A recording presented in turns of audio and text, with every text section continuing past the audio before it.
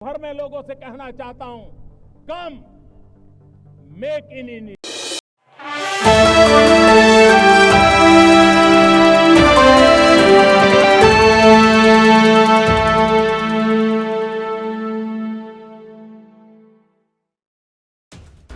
भारतीय कुश्ती महासंघ को बड़ी राहत मिली है और खेल मंत्रालय ने महासंघ पर लगाए निलंबन तत्काल प्रभाव से हटा लिया है। भारतीय कुश्ती महासंघ में पिछले कुछ वर्षों से विवाद चल रहा था और खेल मंत्रालय के इस फैसले के बाद विवाद खत्म होने के आसार नजर आ रहे हैं।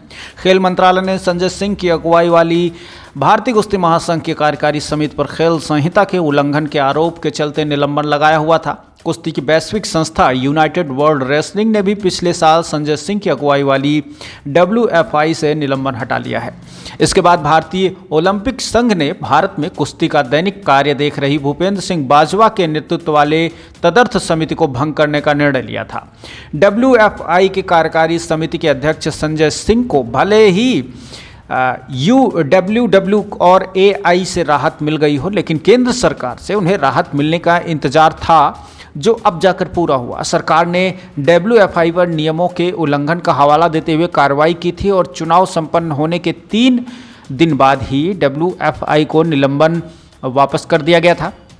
WFI के पूर्व अध्यक्ष ब्रजभूषण शरण सिंह के करीबी संजय सिंह के नेतृत्व वाली समिति ने 21 दिसंबर 2023 को चुनाव जीता था, जिसके बाद उन्होंने अंडर 15 और अंडर 20 वर्ग के राष्ट्रीय चैंपियनशिप कराने की घोषणा की थी। हालांकि इस चैंपियनशिप का आयोजन स्थल गोंडा के नंदिनी नगर में रखा गया था, जो ब्रजभूषण शरण सिंह का गढ़ माना जाता है।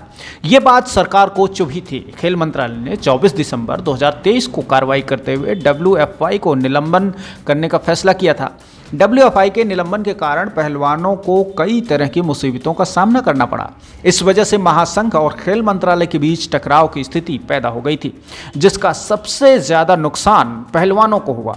हालांकि निलंबन हटने से घरेलू टूर्नामेंट आयोजित करने के रास्ते खुल गए हैं और अंतर्राष्ट्रीय टूर्नामेंट के चयन के लिए भी अब दुविधा नहीं होगी। खेल मंत्रालय ने अपने आदेश में बताया कि WFI ने सुधारात्मक कदम उठाए हैं, जिसके कारण उस पर लगे निलंबन को हटा दिया गया है।